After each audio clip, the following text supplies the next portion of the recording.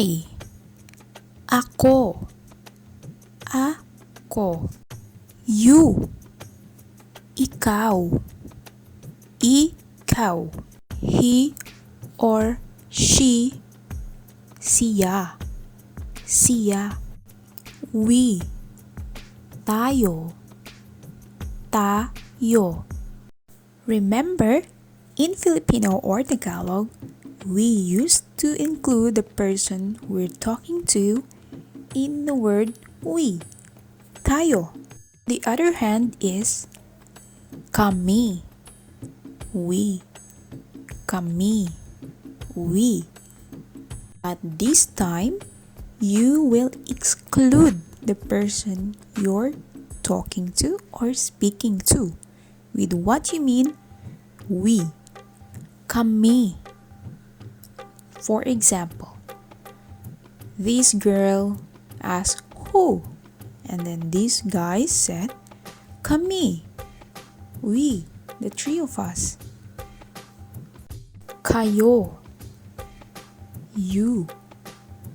It is plural you. That means many you, not only one. Kayo. You. Sila. Sila. They. Ito. Ito. Means it. It. This is a demonstrative pronoun, and later I'm gonna give you examples. We're gonna use this in our sentences. Okay, let's review what we learned, and I'm gonna teach you possessive pronouns as well. Okay. Ako. I. Ikaw. You. Kayo. You. This is a plural and which means many. Siya. He or she. We don't have any other words for he or she, but only siya. Sila. They. Kami. We. And this time, we exclude the person we're talking to. Tayo. Tayo means we, but we include the person we're talking to. This time, we're gonna learn how to say possessive pronouns in Tagalog.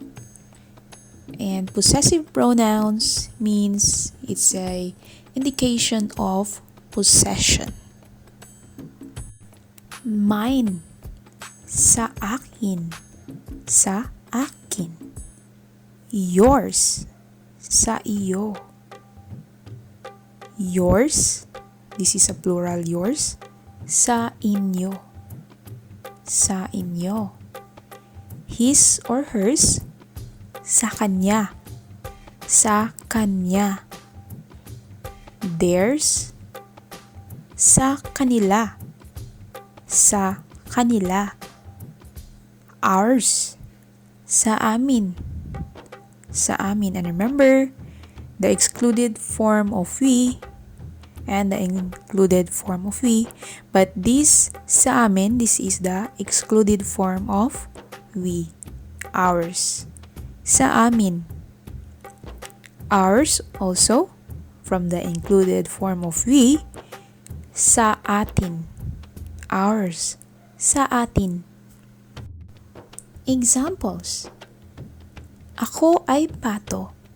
Pato means duck. Ako ay pato, which means I am a duck. Ikaw ay pato. You are a duck. Siya ay pato. He or she is a duck.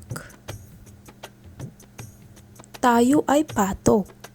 We are ducks. Remember the inclusive form of we. Tayo ay pato. We are ducks. Kami ay pato. We are ducks. Exclusive form of we. Kami ay pato. Sila ay pato. They are ducks. Sila ay pato. They are ducks. Kayo ay pato. You are ducks. That is the plural form of you. Kayo ay pato. Ito ay pato. It is a duck. Funny examples, but I hope you get something.